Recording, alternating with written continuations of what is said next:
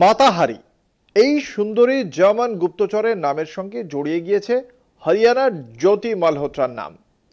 পহলগামের হামলার ঘটনায় হরিয়ানার হিসার থেকে পাক চরবৃত্তির অভিযোগে গ্রেপ্তার হয়েছে ইউটিউবার জ্যোতি মাতাহারি মালহোত্রা এই নামেই ডাকা হচ্ছে তাকে।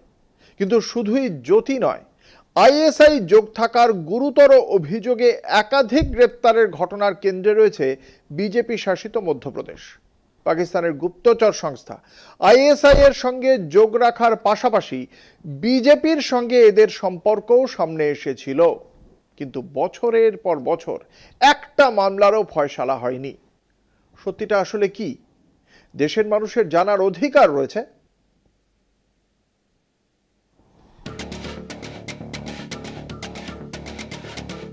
ভারতে বসে পাকিস্তানকে তথ্য পাচার করার অভিযোগে ইউটিউবার জ্যোতি মালহোত্রাকে গ্রেপ্তার করতেই দেশ জুড়ে বিতর্ক মাথা তুলেছে। সরাসরি পাকিস্তানের আইএসআই এর সঙ্গে জ্যোতির যোগাযোগ মিলেছে এমনই দাবি গোয়েন্দাদের। শুধু হরিয়ানাতেই নয়, দেশের নানা প্রদেশেই ছড়িয়ে রয়েছে জ্যোতির চরবৃত্তির নেটওয়ার্ক।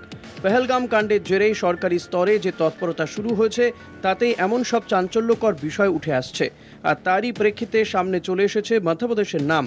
2017 সাল থেকে পাক আইএসআই যোগের অভিযোগে একাধিক গ্রেপ্তার হয়েছে এই বিজেপি শাসিত রাজ্যে। ঘটনাচক্রে ধৃতরা সবাই নানাভাবে বিজেপির সঙ্গে তো বটেই, সংঘ পরিবারের ঘনিষ্ঠ। কেউ দলের যুব মোর্চার পদাধিকারী, তো কেউ বজরং দলের কর্মকর্তা। এমনকি বিজেপি পুরো প্রতিনিধির ঘনিষ্ঠ আত্মীয়ও রয়েছেন, যাদের সঙ্গে আইএসআই যোগের একাধিক জোরালো প্রমাণও খুঁজে পেয়েছে সন্ত্রাস দমন বাহিনী বা এটিএস এর গোয়েন্দারা। 2017 সাল থেকে 2019 পর্যন্ত পাক চরবৃত্তির অভিযোগে ধরা পড়েছে বিজেপি ও তার শাখা সংগঠনের কর্মকর্তারা। 2017 সালে কেন্দ্রীয় গোয়েন্দা সূত্রে খবর পেয়ে দুজনকে গ্রেফতার করে মধ্যপ্রদেশ এটিএস। 2016 সাল থেকে জম্মু কাশ্মীরের প্রশাসনিক তথ্য আইএসআই এর হাতে তুলে দেওয়ার কাজ চালাতো ধৃতরা। বেআইনি টেলিফোন এক্সচেঞ্জ চালাতো দুজনে। সেই এক্সচেঞ্জের সঙ্গে সরাসরি যোগ ছিল পাক গুপ্তচর সংস্থা আইএসআই এর। ধৃত ধ্রুব সাক্সেনা ও বলরাম সিং। ভোপালের বাসিন্দা ধ্রুব পেশায় ইঞ্জিনিয়ার, ভারতীয় যুব মোর্চার শহর কমিটির আইটি সেলের কনভেনার। ভোপালের আরেক বাসিন্দা বলরাম বজরং দলের সক্রিয় সদস্য। ধৃতদের গেরুয়া যোগ নিছক গোয়েন্দা দাবি নয়, তাদের ফেসবুক পেজে একাধিক ছবি সহ পোস্ট মিলেছে। স্বভাবতই তাতে ব্যাপক বিড়ম্বনায় পড়েছিল রাজ্যের শাসক দল বিজেপি। তড়িঘড়ি দূরত্ব রচনার চেষ্টায় খামতি রাখেননি যুব মোর্চার নেতারা। যোগাযোগ অস্বীকার করেছেন ভোপাল শাখার বজরং দলও।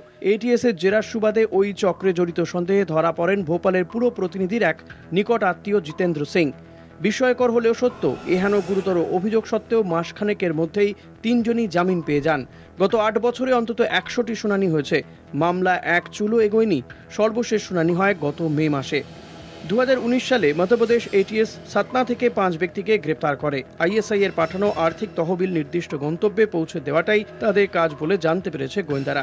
এক রাজ্য থেকে একের পর এক পাকচর বৃত্তির অভিযোগ আর অভিযুক্তদের পদ্ম ঘনিষ্ঠতা প্রকাশ্যে আসায় প্রাথমিক ধাক্কা কাটিয়ে বিজেপি যে ধৃতদের বিষয়ে নমনীয় তার প্রমাণ প্রলম্বিত এই বিচার প্রক্রিয়া।